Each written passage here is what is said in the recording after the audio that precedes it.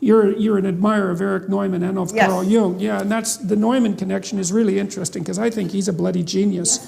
I really like The Great Mother is a great book, and really a great warning, that book, and also The Origins and History of Consciousness is One of my most influential books, yeah. yeah, that's so interesting. Yeah. I read an essay Yeah. that you wrote. I don't remember when it The was. lecture I gave on Neumann at the NYU, yes. Yes, it's always been staggering to me that that book hasn't had the impact that it should have had. I mean, Jung himself, in the preface to that book, wrote that that was the book that he wished that he would have written. It's very much associated with Jung's Symbols of Transformation, and it was a major influence on my book, Maps of Meaning, which was an attempt to outline the universal archetypes that are portrayed in the kind of religious structures that you put forward. But the thing that I really see happening, and you can tell me what you think about this, in Neumann's book, consciousness, which is masculine, symbolically masculine for a variety of reasons, is viewed as rising up against the countervailing force of tragedy from an underlying feminine, symbolically feminine unconsciousness, right? And it's something that can always be pulled back into that unconsciousness.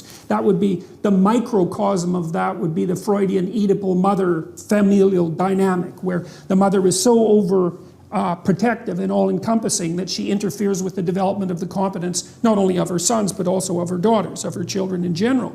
And it seems to me that that's the dynamic that's being played out in our society right now, is that there's this, and it's related in some way that I don't understand, to this insistence that all forms of masculine authority are nothing but tyrannical power. So the symbolic representation is tyrannical father with no appreciation for the benevolent father, and benevolent mother with no appreciation whatsoever for the tyrannical mother, right? And that's that. And because I thought of ideologies as fragmentary mythologies. That's where they get their archetypal and psychological power, right? And so in a balanced representation, you have the terrible mother and the great mother, as Neumann laid out so nicely.